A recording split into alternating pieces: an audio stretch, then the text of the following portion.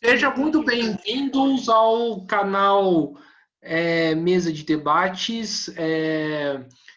Eu me chamo Guilherme e hoje vamos, né, entrar essa semana já começando a fazer as nossas entrevistas, né? E o tema de hoje vamos discutir em relação à questão da mulher, principalmente daqui de São José dos Campos, né? Entrando alguns temas como em relação à questão da violência, né? E outras pautas que é referente a esse tema. Então, eu estou aqui com a Janaína dos Reis, né? Da SP com Lutas, para a gente, né, trocar essa figurinha. Janaína, tudo bom? Antes da gente começar, fala um pouquinho mais de você. Oi, Guilherme, tudo bem? Primeiro, eu gostaria de agradecer aí pelo convite. É um prazer estar aqui com vocês. E queria dizer também que esse tema, né, que vocês pediram para eu falar um pouquinho, a questão da mulher aqui em São José, é um tema muito caro para nós. Eu sou ex-diretora dos Sindicatos Metalúrgicos de São José dos Campos e região, sou bacharel em Direito, sou ex-metalúrgica, né? E hoje sou da Executiva Nacional do Movimento Mulheres em Luta e da Executiva Regional da CSP com Lutas. E a gente faz esse trabalho da discussão das questões das mulheres, né? E da necessidade da luta específica quando se trata do tema de mulheres, porque a gente sabe que na sociedade capitalista que a gente vive, o tratamento às mulheres é diferente, porque o capitalismo se vale das nossas diferenças sexuais, das nossas diferenças raciais, de orientação sexual, para nos superexplorar. Então, o movimento de mulheres cumpre esse papel de tentar buscar, né, a unidade da classe trabalhadora, homens e mulheres, na construção da igualdade, né, do tratamento trabalhista para as mulheres, o combate à violência, ao machismo, à violência doméstica, né, e a todos os tipos de violência que a gente tem visto aí em franco crescimento na sociedade. Sim, Janaína. Você falou desse tratamento igual entre homens e mulheres. Você que é metalúrgica, como que isso funciona nas fábricas aqui de São José? Então, aqui hoje o sindicato, na diretoria, tem uma secretaria de mulheres e os companheiros que são diretores também são comprometidos com essa discussão. É uma discussão muito importante. Aqui tem uma pauta específica nas campanhas salariais, né? Lá da época que eu era diretora, a gente tinha a questão da licença maternidade, que até então era de 30 dias, que a gente pedia que fosse de 120 dias, né? Na época a nossa pauta era que fosse de 6 meses, estendeu-se para 120 dias, mas essas são conquistas históricas, de bandeiras históricas do movimento feminista, que começaram lá atrás, né? E só se concretizaram no último período. Mas tiveram vários avanços. Por exemplo, as mulheres metalúrgicas, elas têm direito a um dia afastada do trabalho para acompanhamento nos casos de Papa Nicolau, câncer de útero, de mama, desses exames que são importantes que a mulher faça, né? E tem uma série de avanços que a gente não vê, infelizmente, em todas as categorias, nem para todas as mulheres. Mas o setor metalúrgico tem bastante avanço nas pautas específicas, a questão de creche, a discussão de creche no local de trabalho. Então, essas são questões muito caras para nós mulheres, porque nós sabemos que não existem políticas públicas, que não existe uma preocupação da prefeitura aqui em São José de garantir creche, né? Hoje o déficit de creche é de mais de 3.000 vagas para crianças, e de garantir creche para que as mulheres possam desempenhar aí o trabalho, né? Para além do trabalho doméstico que a gente já desempenha culturalmente, porque esse peso ficou nas nossas costas aí, mas que também a gente possa desempenhar uma função profissional fora de casa, né? Sim, então, né, todos esses avanços, né, que você cita aqui se deve porque teve muita organização, muita luta, né, por parte das mulheres metalúrgicas e por parte também do sindicato. Sim, sem dúvida, Guilherme. Olha, nós do Movimento Mulheres em Luta atuamos junto às secretarias de mulheres, fortalecendo as mulheres que são dirigentes, porque a gente sabe que é um ambiente muito mais duro para nós mulheres que temos que disputar aí a nossa construção de organização com as tarefas domésticas, o cuidado com os filhos, né, para além da nossa rotina de trabalhos, de estudos, porque muitas mulheres que são dirigentes ainda estudam, então tem que conciliar tudo isso, né? Os homens têm muito menos tarefa por conta da questão do machismo mesmo, né? Da questão cultural. Então, é necessário que a gente tenha essa análise, levando em conta que para as mulheres é muito mais difícil militar, é muito mais difícil ser uma dirigente sindical, mas que quando as mulheres estão organizadas, as conquistas vêm. E estão organizadas enquanto classe, né? Porque é muito importante essa unidade de homens e mulheres na construção aí dos direitos das mulheres trabalhadoras. Sim, e assim, eu vejo muitas críticas ao movimento sindical, Janaína, falando que o movimento sindical, principalmente da parte metalúrgica, né, do setor mais fabril, digamos assim, costuma ser um lugar onde expressa bastante machismo, né? Eu fico bastante feliz, né, que tenha dirigentes, né, mulheres dentro desses locais de trabalho. Como que né? Isso se confirma, né? Você vê que no sindicato tem bastante espaço para as mulheres se colocarem, ou ainda predomina essa questão do machismo, ainda de ter muito mais dirigente homens do que mulheres. Então, Guilherme, na verdade, eu vou falar especificamente do Sindicato dos Metalúrgicos, mas uma boa parte dos sindicatos hoje que estão na CSP Comutas, né, já tem a cota para mulheres em suas diretorias. E aí as pessoas falam, mas precisa de cota para garantir? Precisa, Guilherme, porque essa é uma discussão muito cara para nós. O machismo, ele está em toda a sociedade. E o sindicato não é uma bolha que diz, olha, o cara entrou para o sindicato, ele toma uma injeção, ele não vai ser mais machista, né? Não, isso é uma desconstrução. Então, é todo um trabalho de desconstrução. Porque as pessoas que entram para o sindicato, elas trazem consigo a bagagem cultural de uma vida inteira ouvindo os discursos, né, que a mulher tem que ser submissa, que a mulher tem que cumprir as tarefas domésticas, que a mulher tem que ter o cuidado com os filhos. Então, para que a gente desconstrua isso, é um trabalho mesmo a partir da organização. Nos sindicatos metalúrgicos tem muito avanço nessa questão. Eu fui diretora lá em 2006 e era muito maior o machismo, muito menor o espaço do que a gente pode ver hoje. Hoje nós vemos as mulheres no sindicato se despontarem como lideranças e isso é fruto do combate ao machismo que existe, né? É uma realidade. Porque o machismo está em todo lugar, está na sociedade, então não tem como você dizer que não existe machismo aqui ou em outro lugar. Mas existe o combate, os sindicatos metalúrgicos aqui de São José dá esse combate, que é muito importante, né? Sim, e agora mudando um pouquinho de assunto, né? Qual é o papel, né, das mulheres na luta contra o Bolsonaro? A gente, né, tá vendo as diversas mobilizações, né? E a gente sabe que o governo Bolsonaro é um governo que é inimigo das mulheres, né? Qual que é o papel das mulheres nessa luta? É fundamental, viu, Guilherme? Olha só, eu acho que desde lá de trás, desde o Ele Não, fazendo um resgate aqui, né?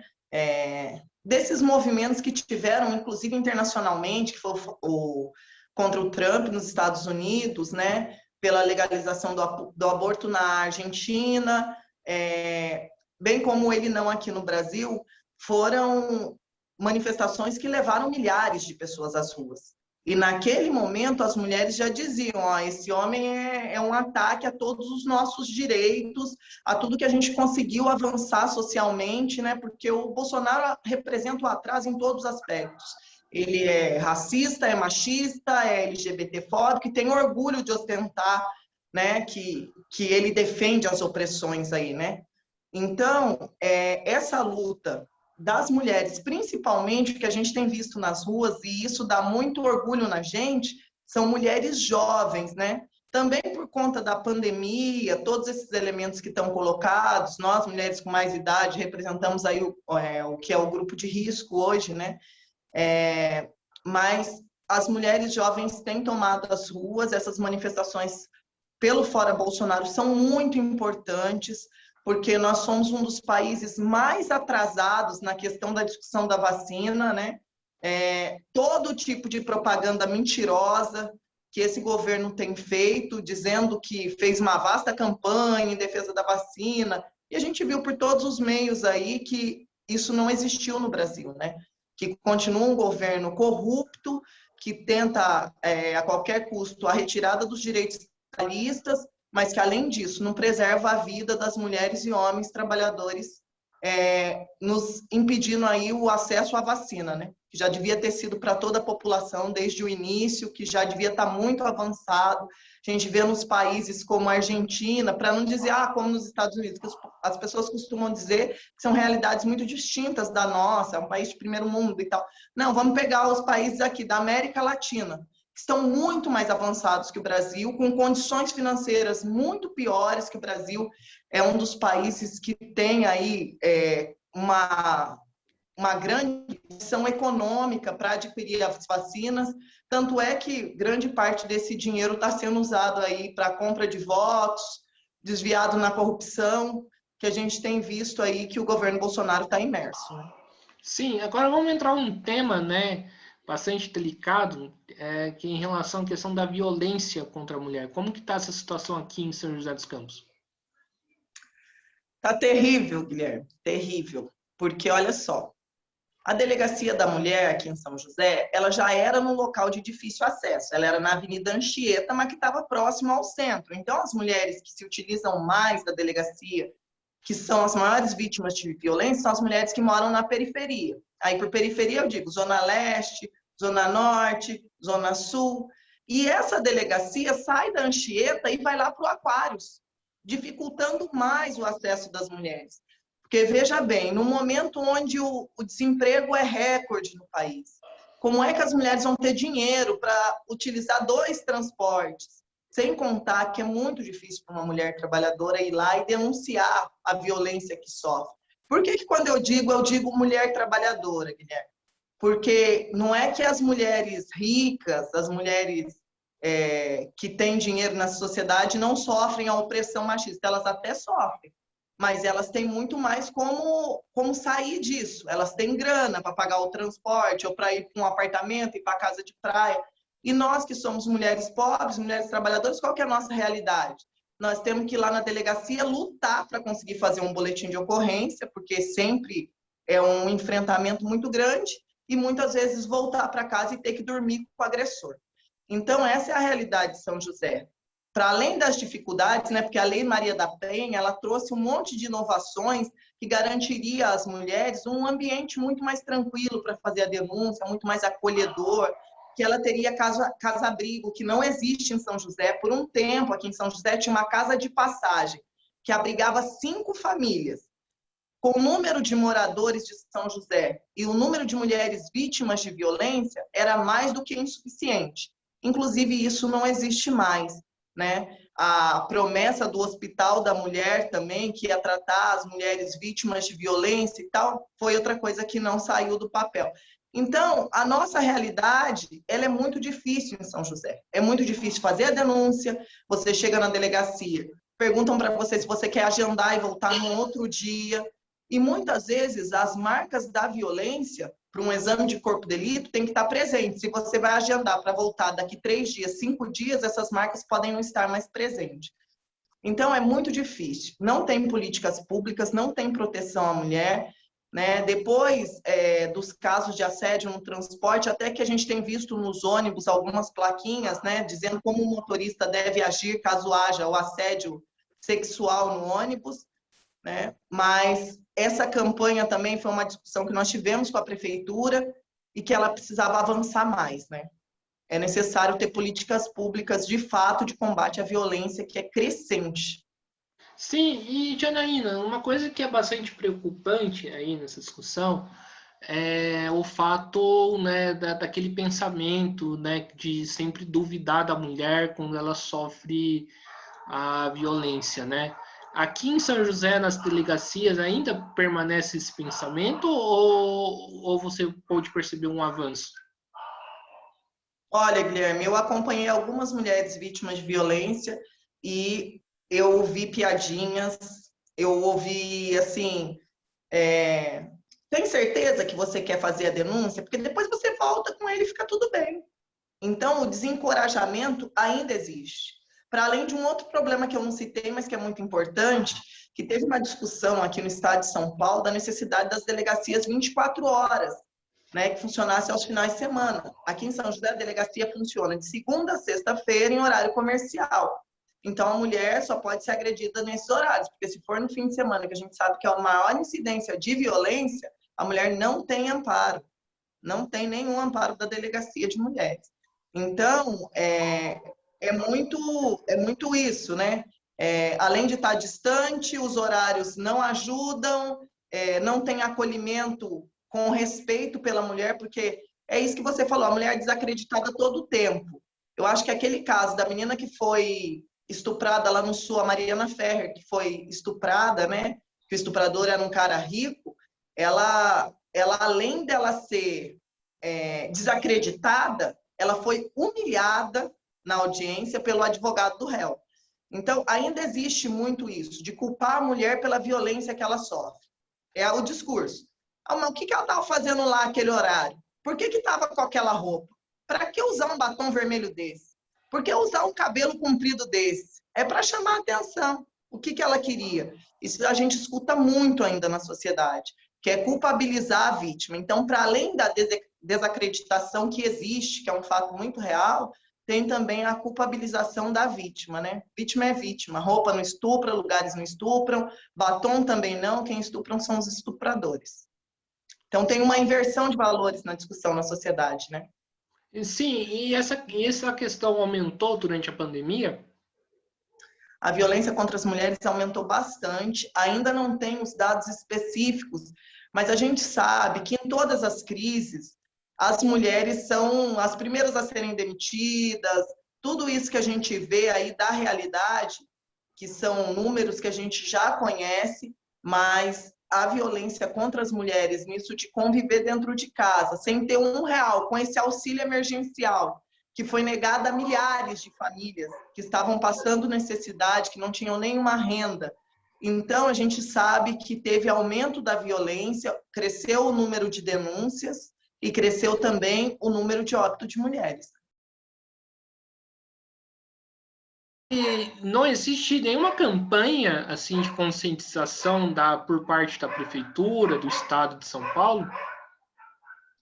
Então, Guilherme, na época que a gente fez a discussão com a prefeitura, eles ficaram, inclusive, veicular na mídia propaganda de denúncia, de quais os canais as mulheres deveriam utilizar, de palavras-chave, de buscar locais, né? Como tem diversas campanhas em alguns estados aí, que a mulher deve ligar e dizer que está pedindo pizza ou fazer um desenho na mão. E tinha várias formas, né, da mulher fazer a denúncia, mas aqui em São José a gente não vê esse estímulo, é isso, falta políticas públicas para mulheres. O que a gente vê aqui é muito atraso, conservadorismo e muitos ataques aí às vítimas de violência, né? E por parte do Sindicato dos Metalúrgicos, existe uma campanha de conscientização contra a violência à mulher, principalmente para o público homem metalúrgico? Sim, tem uma coluna, inclusive no jornal da categoria, chamado A Metalúrgica, que traz aí as denúncias, que traz aí a situação cotidiana da vida das mulheres, os ataques que nós sofremos, as leis que são colocadas para retirar direito das mulheres. Então, o sindicato faz essa discussão, né?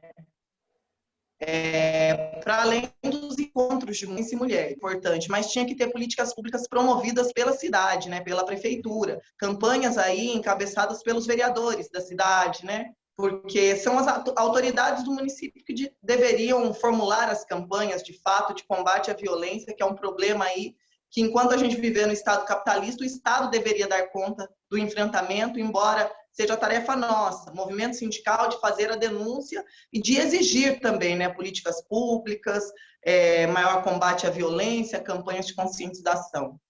Sim, outra questão que chama atenção assim, qual que é o papel, né, que as religiões cumprem em relação a esse tema, porque muitas das vezes são mulheres religiosas, né, e que, né, o próprio pastor, né, o próprio líder, né, da igreja se encoraja a pessoa de denunciar. Como que lidar com essa situação?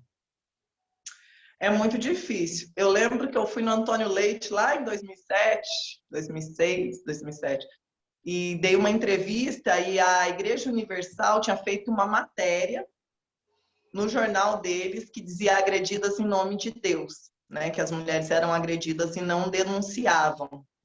E aí eu falei na rádio disso aí, e depois a Igreja Universal veio nos sindicatos metalúrgicos querendo satisfação e nós mostramos o jornal que tinha na época, deles mesmo falando que as mulheres eram agredidas.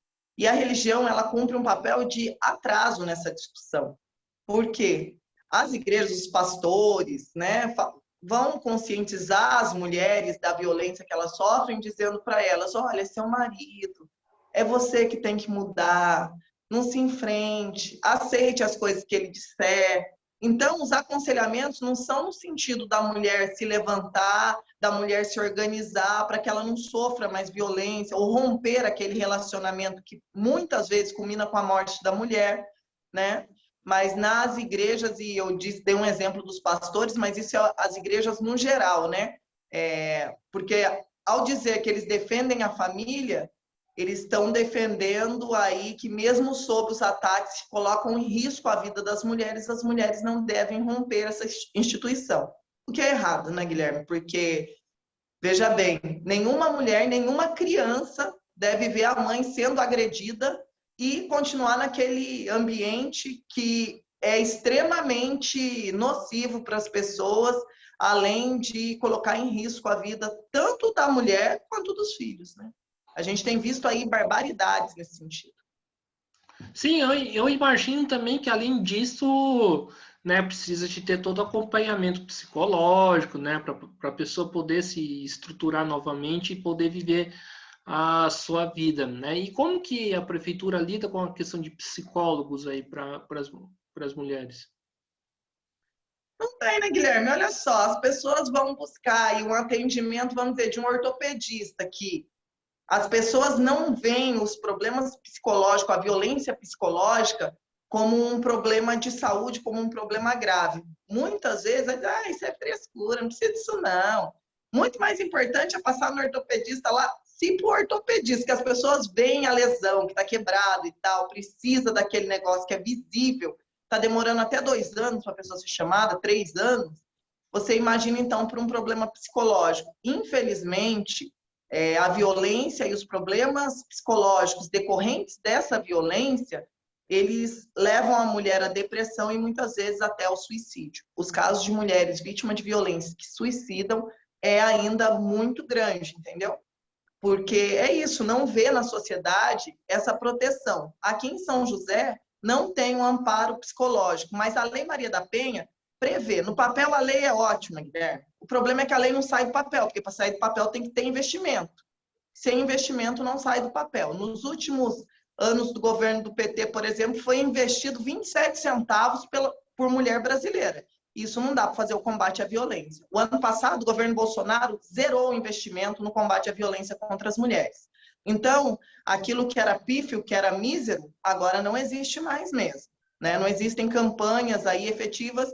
E é isso. Embora esteja lá na lei, se você for ler a lei, está dizendo que a mulher vai ter casa-abrigo, vai ter auxílio psicológico, vai ter uma nova preparação profissional, né? Que é uma readequação profissional para a mulher poder subsistir, para ela conseguir sobreviver depois, aí, se for necessário, de romper a relação, que ela precisa aí dar continuidade à sua vida, cuidar dos seus filhos. Isso não existe de fato, só existe no papel. E sim, Janaína, como que você enxerga o papel de algumas mulheres como Damares Alves nessa discussão? Extremamente, ela desconstrói a luta das mulheres. A Damares é um empecilho à luta das mulheres. Eu fico perplexa de ver o número de bobagens que essa mulher é capaz de dizer. Não, na verdade, não dá nem para ficar perplexo, porque nesse governo eles dizem bobagem o tempo todo. Mas quando ela disse que as meninas de Eldorado do Carajás precisavam de calcinhas para não ser estupradas, que tinha que abrir uma fábrica de calcinha lá, como se o problema fosse que não tivesse calcinha para as meninas usarem. Ou mesmo quando ela fala um assunto que para mim é um dos mais absurdos, é da menina que foi estuprada no Espírito Santo de apenas 10 anos e que ela moveu aí todas as forças religiosas para irem lá e fazer um ato na porta do hospital chamando a menina de assassina, de criminosa, uma criança, e não faz menção em uma palavra ao estuprador, né? É aquilo que eu falava para você da inversão de valores que existe, né? De quem é vítima e quem é culpado nessa sociedade. A Damares, ela não representa as mulheres trabalhadoras. Aliás, a Damares não representa ninguém. A Damares está para mulheres igual o Sérgio Camargo para os negros, que é outro também que vive atacando aí os que deveriam ser seus iguais, né? Mas a Damares, para mim, tem ainda os elementos da religiosidade que ela coloca aí a serviço aí do governo para desconstruir a luta das mulheres. Por exemplo, volta à pauta a discussão do Estatuto do Nascituro, que já havia sido arquivada, que é o Bolsa Estupro. Você foi estuprada, você vai receber um salário mínimo e vai ter que ter a criança e conviver com o estuprador. Volta a tramitar esse projeto de lei, que é um ataque aí absurdo, né? Porque os direitos que a gente conquista, eles demoram, são poucos, e quando a gente conquista, tem uma mulher como a Damares para lutar contra, né? Até essa semana saiu uma notícia que ela é amante de um pastor da igreja, que acaba criminalizando a mulher. De todas as maneiras, a sociedade se vale do machismo, porque falar de Damares, do atraso que ela representa, não está inerente à condição dela de mulher, mas de mulher rica que não sabe os apertos que a gente passa, da vida que a gente passa, da violência que a gente sofre. Essa é a diferença. A diferença é de classe social. Sim. E você falou dos governos petistas, né? Uma coisa que chamou muita atenção, né, foi esse lobby, né, que os governos petistas, né, fizeram com principalmente a bancada evangélica, né, que acabou, né, a própria Dilma, o próprio PT abrindo de mão de algumas coisas, de algumas questões, né, em relação às mulheres no seu programa, para poder atender esse interesse dessa bancada. Como que você enxerga isso? Um absurdo, né, Guilherme? Aquela carta da Dilma ao povo de Deus, aquilo lá não pode ser esquecido nunca, porque é um ataque bizarro às mulheres, né? Falar da questão da mulher decidir sobre o próprio corpo, inclusive porque eles fazem todo esse debate ideológico, mas não fazem um debate que a questão do aborto no Brasil é uma questão de saúde pública, porque você fala de a mulher tem que exercer a maternidade, como se tivesse creche para os nossos filhos, como se a gente tivesse acesso a garantia de segurança alimentar, que a gente não tem, como se a gente tivesse acesso à educação, que a gente não tem. Então, é muito fácil no discurso dizer que a mulher tem que ter filho, que se ela não for capaz de criar, ela tem que doar para adoção. É muito bonito isso no discurso. Mas a nossa realidade aqui embaixo não é essa, não. A nossa realidade é outra, né? Então, fruto disso, exercer a maternidade tinha que ser com o Estado dando garantias, garantindo emprego para as mulheres, inclusive porque quando a gente passa por uma gestação, nós somos demitidas do nosso emprego. Então, a realidade é muito diferente, né? E o governo do PT prestou um desserviço nessa discussão dos direitos das mulheres e abriu precedentes para que o governo Bolsonaro pudesse, a extrema-direita, pudessem implementar aí diversas medidas que estão nos atacando e buscando aí a retirada de direitos maiores, como do aborto em casos previstos em lei. né, do direito ao aborto nos casos de bebês anicéfalos, que não formou o cérebro, ou mesmo nos casos de estupro, né, que são os casos que a lei garante esse direito. Já são mínimos. A mulher já não exerce o direito sobre o seu corpo, já é o Estado cuidando dos nossos direitos reprodutivos e dos nossos direitos sexuais. Mas, ao implementar essas medidas, o Estado quer tolir ainda mais nossos direitos. Esse negócio do PPA anicéfalo, só fazer um comentário antes da gente continuar, eu acho um absurdo. É um absurdo, tipo, você entregar para a mãe um filho que tá morto. Tipo, é fazer a mãe... Não vai sobreviver. Que não vai sobreviver, que não vai ter... Que vai tirar o filho para a mãe entregar o filho morto no colo da mãe. Assim, tipo, é querer ferrar ainda mais com o psicológico da mulher. Tipo, eu imagino que seja isso também, né? Exatamente. É um verdadeiro absurdo, né? E voltando, e qual que é o papel, né, que a classe trabalhadora, né, cumpre na luta contra o machismo, né? Porque eu vejo, inclusive, quero emendar essa pergunta com uma outra, né? Eu vejo muita discussão, né? Isso é um tema que deve ser bastante decorrente no movimento feminista, imagino eu, que é a questão do lugar de fala, né? A questão, tipo, né? A questão do identitarismo, né? E aí eu te pergunto, qual que é o papel da classe trabalhadora em relação à luta das mulheres? É fundamental, Guilherme. Eu vou dizer para você por quê. Porque cada vez que uma mulher morre vítima de violência machista, morre um soldado da nossa classe, né? O que cai é um soldado da nossa classe, é um igual. Então, os homens, eles têm que assumir esse combate. Sempre que eu faço uma palestra falando da questão da vida das mulheres trabalhadoras, eu digo que os homens são nossos aliados e não nossos inimigos, né? Porque, veja bem, os homens, dentro dessa luta aí pelos direitos das mulheres, inclusive pelo direito à vida, os homens cumprem papel fundamental, porque quando o seu amigo faz uma piada machista que reduz uma mulher, você, enquanto homem, tem que ir lá e dizer para ele, cara, isso aí não tem graça nenhuma, certo? A gente tem que combater o machismo. E a gente tem que fazer juntos, homens e mulheres da nossa classe. Então, eu acho que nós tivemos grandes avanços, a consciência dos homens tem avançado, mas nós temos um trabalho árduo pela frente ainda na nossa classe. O machismo é muito presente, a violência é muito presente, e combater isso é nossa tarefa enquanto classe trabalhadora, né? Não é tarefa só das mulheres, é de homens e mulheres da classe trabalhadora. Sim, outro tema que que acho que é bastante discutido é a questão do empoderamento, né? Eu não sei, por exemplo, tipo, eu acho bem complicado isso, porque abre brechas para a gente, né, endeusar figuras como Margaret Thatcher. Né? Tá vendo? A Margaret Thatcher chegou lá, ela tá empoderada. Como que você vê essa discussão? Então, o empoderamento, assim como o empreendedorismo, são termos que surgiram para dizer que para as mulheres tem saída individual. Para nós não tem saída individual, Guilherme. A nossa saída é saída pela classe trabalhadora. Para a gente mudar o sistema, para a gente deixar de ser explorada e oprimida, a gente precisa mudar de fato o sistema enquanto classe. Não adianta. É um avanço quando uma mulher negra chega ao parlamento? É um avanço. E ela vai atuar a serviço de quem lá? Então, essa é a discussão central, entendeu?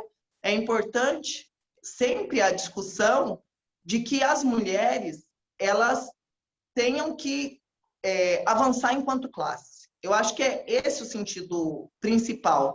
Você dizer que uma mulher que está vendendo bala no semáforo é empreendedora, está empoderada, não, isso aí são discursos do capitalismo que ganhou uma parcela, inclusive, do movimento feminista, para romper a luta coletiva e fazer a busca pela saída individual. A saída individual nos interessa como classe. A saída individual, ela não muda aí nem o machismo nem a exploração e nem a opressão que a gente vive, né? É isso. Sim, né, e agora falando em termos de esquerda, né, como que está a esquerda nessa discussão? Então, é isso que eu te disse. A esquerda sempre, o Guilherme, ela teve muito fragmentada, né?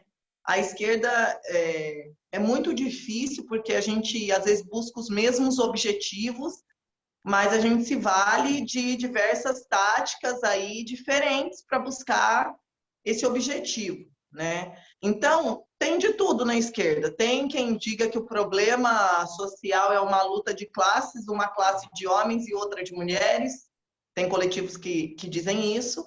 E assim como há os grupos como o meu que dizem o seguinte: o nosso problema é um problema social. É a burguesia contra o proletariado, nos arrancando tudo que é direito, nos tirando todo que é possibilidade de dignidade, aí, de viver minimamente com dignidade, tendo comida na mesa, tendo aí direito ao acesso à cultura, à educação. Então, na esquerda, a gente vê diversas fragmentações. Mas tem um grupo grande, que acredita que o problema central é o capitalismo. E isso nos fortalece, né? O capitalismo nos ataca e apresenta essas saídas individuais, como a discussão do empoderamento, do empreendedorismo, para fragmentar cada vez mais nossa classe.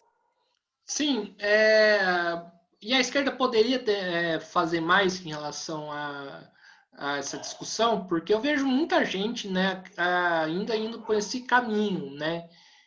Daí eu fico perguntando, a esquerda poderia fazer mais essa discussão, né, para poder atrair mais jovens, né, que estão, né, se identificando, simpatizando com essa discussão? Não só poderia, como deveria, né, Guilherme? É muito importante esse debate. Eu acho que a gente tem que aproveitar todos os espaços, hoje mais os espaços de mídia, porque as atividades presenciais, fruto da pandemia, estão nos cerceando aí diversos direitos como esse, né, de reunir aí os jovens, nos reunir aí com as pessoas que estão dispostas a se organizar e a discutir a questão das mulheres, da vida das mulheres e quais saídas têm apresentadas para a nossa classe. Sim, e uma coisa que chama a atenção também é em relação à questão, né, no caso das mães solteiras. Como que está essa discussão? Porque, assim, né, o auxílio emergencial dá para essas mães, por exemplo, né? Como que é lidar para trabalhar, cuidar de uma casa sozinha nesse momento de pandemia, né? E você percebe muitas mulheres se contaminando e morrendo, né, de Covid por conta disso? Então, bom, primeiro, sobre as mulheres que são mães solo, que é o termo que se utiliza hoje, as mulheres que criam seus filhos sozinhas, né? As mães solo hoje, elas enfrentam um grande desafio. Primeiro, porque o auxílio emergencial não chegou para todas as mulheres trabalhadoras, né? Grande parte das mulheres brasileiras são empregadas domésticas. Isso eu estou falando das mulheres que moram na periferia, né? São empregada doméstica, diaristas, cozinheiras. Então, nessa pandemia, elas foram empurradas para morrer ou de fome ou pelo vírus, certo? O governo fez uma disjuntiva que foi isso, porque ou você trabalha e é contaminada, e aí nós vimos N casos, a começar pela primeira mulher que morreu no Brasil, foi uma empregada doméstica negra no Rio de Janeiro, né? Então, diversas mulheres que estão morrendo nessa pandemia estão sendo contaminadas porque os patrões foram para o exterior, foram para outros estados, se contaminaram, né? Se valeram aí de ponte aérea e tal, se contaminaram e contaminaram essas mulheres. Então, sem contar que o transporte público, o ônibus, segundo uma pesquisa feita agora recentemente, é um dos lugares com maior contaminação aí, né, das superfícies averiguadas. O transporte público tem 48% de responsabilidade nas contaminações. E as mulheres trabalhadoras, elas têm que se valer aí do transporte público para chegar aos locais de trabalho. Então, a contaminação para nós, mulheres trabalhadoras, é muito maior. E tem mais um problema, Guilherme. A gente está indo para os hospitais aqui em São José e a receita, eu tive Covid, eu vou dizer para você a realidade. Eu fui aqui no Hospital Municipal, a receita, ela é uma receita padrão, já impressa lá, que vem prescrevendo um remédio para dor e febre, um corticoide e um remédio antialérgico, certo? Então, a pessoa não toma antibiótico. Isso quando não tá ivermectina, esses negócios aí, porque tem uma receita vindo com esses negócios aí também, entendeu? E aí a pessoa não toma nenhum antibiótico, o quadro evolui. Eu estava conversando até com uma mulher lá no pronto-socorro que estava voltando pela terceira vez. Primeira vez não prescreveram nenhum antibiótico, a segunda vez prescreveram, mas ela já estava uma semana doente, o quadro foi se agravando, ela ficou uma semana internada, e eles passaram mais um antibiótico diferente. Então, essa é a realidade que as mulheres trabalhadoras enfrentam hoje, né? O atendimento aí nos casos de Covid, ele ainda tem sido ineficaz muitas vezes, levando essas mulheres à morte, né? Porque seguindo o protocolo do governo aí, o que tem que ser indicado, eu não sabia nem que o Bolsonaro era médico, mas ele atua como médico, né? Até às vezes é infectologista, eu não sabia desse currículo do Bolsonaro. E ele tem dito aí que as pessoas têm que tomar remédio A, B ou C. E, infelizmente, na sociedade também tem médicos que seguem essa conduta, que seguem essa cartilha, e as pessoas têm morrido. Principalmente nós, pobres, mulheres trabalhadoras, pobres e negras, somos as maiores vítimas aí de Covid, né? Agora, para além disso, o auxílio emergencial não chegou para todas, e para as que chegou, hoje o auxílio emergencial, o mínimo dele é R$ 150. Eu não sei o que a pessoa consegue comprar no mercado com R$ 150, porque eu vou lá e eu saio com 3 sacolinhas, dá R$ 100. Então, eu imagino para quem está comprando leite, para quem está comprando alimentos para filhos pequenos, né? Não come carne porque dá R$ 50 o quilo. Aí a pessoa tem que optar, ou comprar gás, ou comprar carne. O gás é 100 conto o quilo. Então, a pessoa tem que fazer uma opção, né? E não dá para pagar o aluguel, porque pelo menos aqui em São José, o aluguel aí de 4 cômodos aí na periferia, aqui no Galo Branco é caríssimo. Eu moro no Galo Branco. Aqui é R$ 1.000 o aluguel de uma casa de meio lote, né? Então, a realidade para quem vive na periferia, porque já vive na periferia, para pagar aluguéis mais baratos, para ter condição aí de morar minimamente. E a gente sabe que isso não está garantido, que esse auxílio não garante nada. Mas, para além do auxílio emergencial de miséria que o governo está pagando, a prefeitura também podia ter um auxílio emergencial para os moradores da cidade, bem como o Estado poderia ter. Nós estamos numa cidade que é a terceira cidade mais rica do estado de São Paulo, que tem um PIB altíssimo, certo? É uma cidade onde o prefeito gasta milhões de reais para construir uma ponte e não garante cesta básica para quem está passando fome, e não garante auxílio aluguel, e não garante transporte gratuito para quem está desempregado. Então, essa é a realidade que a gente vive em São José hoje. E para nós, mulheres, nós somos afetadas aí centralmente. Desculpa que eu fuja um pouco do tema, mas é porque os ataques que estão colocados são muitos. Não, tranquilo, pode fugir que o espaço aqui, principalmente, é seu, né? E perspectiva para o futuro em relação à questão das lutas das mulheres, como que você enxerga? Eu acho que tem ótimas perspectivas, o Guilherme, porque quando a gente está sob um governo de extrema-direita, a unidade de ação existe. Aqui em São José, hoje, nós estamos atuando no Fórum de Lutas. São diversas entidades, movimentos, e a gente tem feito as lutas em conjunto. Porque nesse momento que a gente vive, sob ataque aí da extrema-direita, com retirada de direitos, né? E com o ataque, a insegurança alimentar, os ataques à vida, não tem vacina para toda a população, não tem auxílio emergencial. Então, a realidade exige, né, da esquerda, dos movimentos, do movimento sociais, do movimento sindical, uma unidade muito séria para a saída desses problemas todos. E se você for observar as manifestações aqui em São José, eu acho que na maioria no Brasil foi assim, a maior parte dos manifestantes são mulheres. E existe um protagonismo aí da participação das mulheres nas lutas desde 2013. que é um protagonismo importante e mostra que a realidade que a gente vive hoje nos empurra para as lutas. Sim, então o perfil, né, dos manifestantes hoje continua sendo quase basicamente o mesmo perfil dos manifestantes na época do Ele Não? Na verdade, essa análise fica. Eu acho que a gente consegue fazer um pouco mais à frente, mas o número de mulheres que participam das manifestações nesse momento é muito grande, porque a gente não tem ainda os dados estatísticos compilados, né, para a gente falar com certeza isso. Mas o número de mulheres nas ruas, nas manifestações, tem sido muito grande. Existe um protagonismo das mulheres. E tem uma outra questão também, né, a questão da mulher negra, né, como que fica, né, que além da questão do machismo, tem a questão do racismo. Essa é uma combinação nefasta, viu, o Guilherme? Porque ser mulher na sociedade capitalista é muito difícil, mas ser mulher negra é muito mais difícil ainda, porque a gente convive com o machismo combinado com o racismo. Então, essa combinação nos exclui aí praticamente totalmente.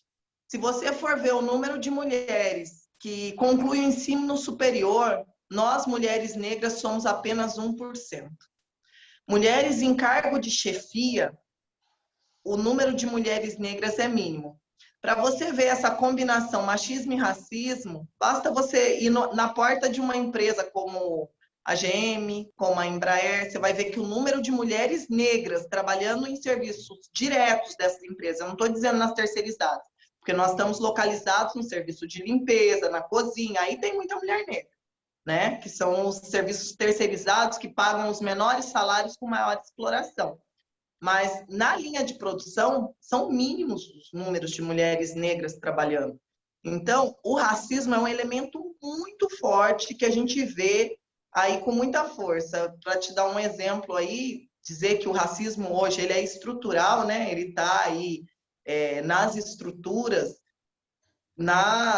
Teve uma greve na Embraer que eu apanhei da polícia e que a gente tem as fotos, a polícia vem para cima de mim. É isso. O racismo é muito forte, né? E a combinação racismo-machismo tira das mulheres aí cada dia mais o direito ao trabalho, o direito à vida, né? Porque se você for falar assim, num Brasil que morrem 13 mulheres por dia, 8 dessas mulheres são negras. Esse estudo, ele é prévio à pandemia. Depois da pandemia, ainda não teve um estudo dos óbitos de mulheres por etnia ou mesmo racial, né? Que é o que traz. Mas a gente vê cada dia mais forte, embora tenha mais combate hoje, né? A partir dos atos, das lutas que teve nos Estados Unidos, inclusive, né? E dos movimentos que tem hoje em defesa da vida das pessoas negras, né? Que as vidas negras importam, mas a gente ainda vê que o racismo combinado ao machismo é um elemento que tira das mulheres o direito ao trabalho, à dignidade e à vida.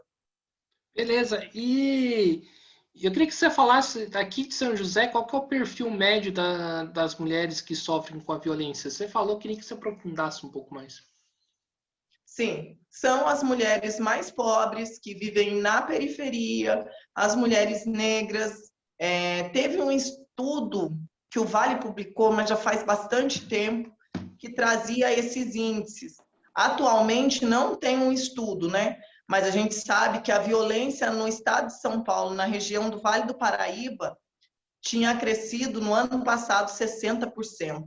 Então, a gente vê aqui na nossa região, que foi uma das últimas a libertar aí, os escravos, né? A região cafeeira aqui da nossa região foi uma das últimas a libertar os escravos no país, que essa tradição racista, machista, conservadora na nossa região é muito forte.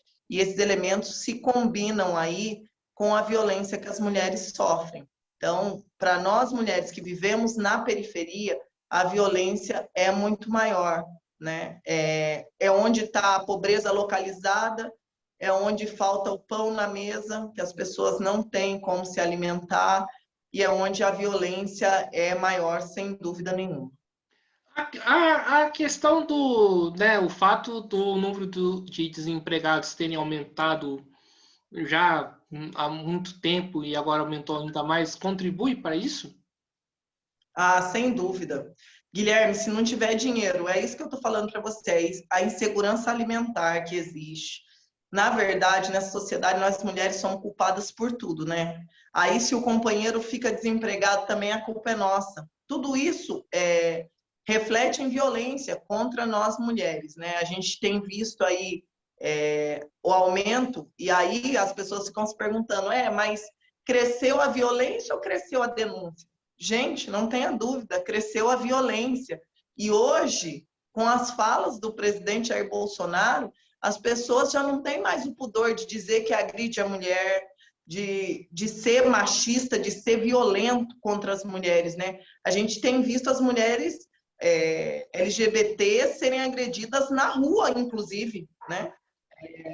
A gente tem visto uma violência crescente e a gente tem visto que as pessoas perderam o pudor de dizer que são racistas, que são machistas e que agridem realmente.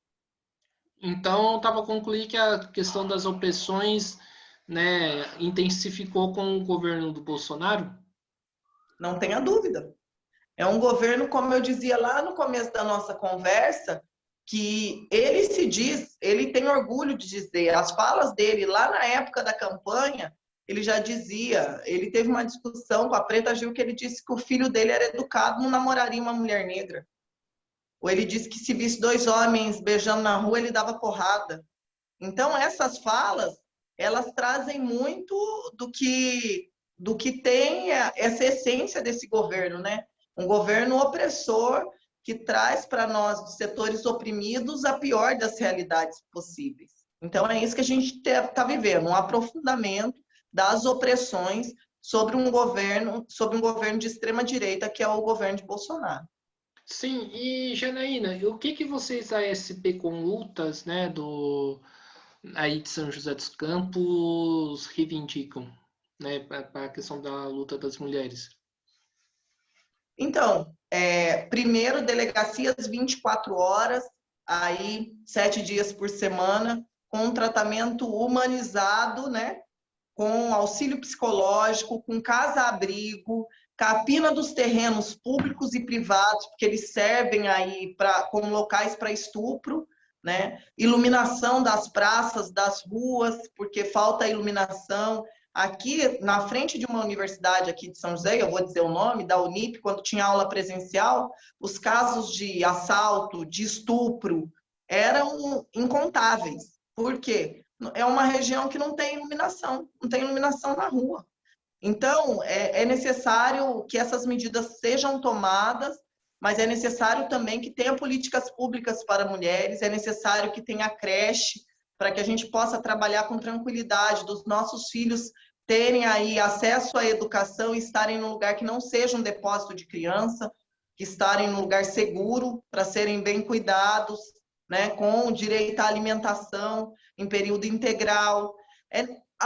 As nossas bandeiras são as nossas bandeiras históricas e imediatas, que eu reitero aqui, mas que estão muito vinculadas hoje à necessidade da vacinação para toda a população, porque nós, mulheres negras, que estamos nos subempregos, nos empregos terceirizados, estamos com as nossas vidas muito mais expostas. O governo Jair Bolsonaro fez questão de taxar que o trabalho de empregada doméstica é um trabalho essencial na sociedade, mas na hora de vacinar a população, não tem prioridade nenhuma, né? Não tem prioridade para receber vacina, já que a gente está sendo empurrada para morrer pelo vírus. Então, vacinação para toda a população já, né? Auxílio emergencial mínimo de R$ 600, porque a maioria das mulheres não tem acesso aí a meios de subsistir, de alimentar suas famílias. Então, essas são algumas das nossas bandeiras aí, que vão no sentido de combater não só a violência que a gente sofre, a violência machista, mas também a violência que a gente sofre do Estado ao não garantir, no momento como da pandemia, a segurança alimentar, não garantir o emprego, então emprego, defesa dos empregos, né? Então, são algumas das nossas bandeiras aí. Maravilha, Janaína. Mas aí tem aquela seguinte pergunta, né? Que as pessoas sempre fazem. E o dinheiro? Vai tirar dinheiro da onde? Né? Acho que seria importante a gente fazer essa discussão também. Então, se o dinheiro não for para a corrupção, Guilherme, tem dinheiro demais nesse país. Nós vivemos num país muito rico. Nós vivemos, como eu disse, numa cidade que é a terceira em PIB no estado de São Paulo. Dinheiro para investir tem. O problema de dinheiro ele é desviado para qualquer coisa, inclusive para a corrupção, e não é utilizado aí em benefício da população mais carente, né? O tempo todo ficam dizendo que o INSS, nosso sistema previdenciário, ele é deficitário. E os fiscais da dívida já fizeram uma auditoria, né, os auditores da dívida, e disseram que não tem nenhum déficit, que o déficit que tem é do desvio de dinheiro. Então, no nosso país, o problema a ser combatido para que haja dinheiro para investimento em questões sociais, em políticas públicas para as mulheres, está voltado para o combate à corrupção. Se não desviar o dinheiro, tem dinheiro para investir em saúde, em educação, para investir no combate à violência contra as mulheres. O dinheiro existe, ele só precisa ir para os canais certos. Beleza, maravilha. Então, Janaína, estamos aqui chegando no final de uma entrevista do canal Mesa de Debates, né? Primeiramente quero agradecer por você ter aceitado o convite, né? Foi uma discussão muito boa, né? Espero que contribua aí para as discussões aí da região da nossa aqui de São José dos Campos, mas não somente de São José dos Campos, mas também do Brasil inteiro, né? Da qual, né, a SP com Lutas e outros sindicatos fazem parte. Então, gostei bastante do nosso papo, né? E peço para você fazer as considerações finais. Bom, Guilherme, primeiro eu quero agradecer, né, aí ao canal do YouTube, ao Mesa Debates, pela oportunidade, em nome da Executiva Nacional do Movimento Mulheres em Luta e também da Executiva Regional da CSP com Lutas, dizer que para nós é um prazer, então estamos à disposição para quando vocês quiserem conversar, o papo foi muito bom, e colocar aqui que para esse momento é necessário construir uma forte greve geral sanitária, tomar as ruas desse país para colocar para fora esse governo genocida do Bolsonaro e dizer que basta de violência contra as mulheres, que é necessário vacinação para toda a população já, por auxílio emergencial de no mínimo R$ 600 para que as pessoas consigam sobreviver nesse momento, né? E é preciso aí muita unidade da classe trabalhadora, muita unidade dos homens e mulheres aí da esquerda do nosso país, para que a gente consiga pôr de fato esse governo para fora, porque os ataques que estão colocados nos ceifam diversos direitos, mas o principal deles, que é o nosso direito à vida, são mais de 515 mil mortos já no Brasil, isso porque os números estão subnotificados, não tem testagem em massa para toda a população, então é necessário combater esse governo. Nós estamos vivendo um momento muito difícil com a pandemia, mundialmente é assim, mas o Bolsonaro é mais perigoso que o vírus. Nós temos que colocar esse governo para fora, para ter um combate eficaz aí na pandemia, para ter aí o direito à vida preservados. É isso. Então, beleza. Então, né, mais uma vez aqui agradecendo a Janaína dos Reis, né, por fazer esse bate-papo com a gente nessa segunda-feira, né? Também agradecendo a você que estiver nos assistindo esse vídeo, né? Então, já sabe, né? Peço para que se inscrevam no canal Mesa de Debates, de tudo um pouco, para compartilhe curta esse vídeo no YouTube, para o YouTube entender que esse vídeo é importante, é relevante e tá uma projeção maior, né, e alcançar maior número de pessoas. Curta outros vídeos também do canal Mesa de Debates. Comente nos comentários o que você achou da discussão, se você concorda, se você discorda, né? Vamos dialogar, né? Vamos debater, porque acho que é importante a gente fazer isso, né? Compartilhe nas redes sociais esse e outros vídeos, curta a nossa página do Mesa de Debates no Facebook né? E siga a gente no Instagram. Então é isso, pessoal. Muito obrigado. Fique atento à nossa programação, né? Que terá bastante coisa interessante e legal vindo por aí. Então, muito obrigado a todos e até a próxima. Fui!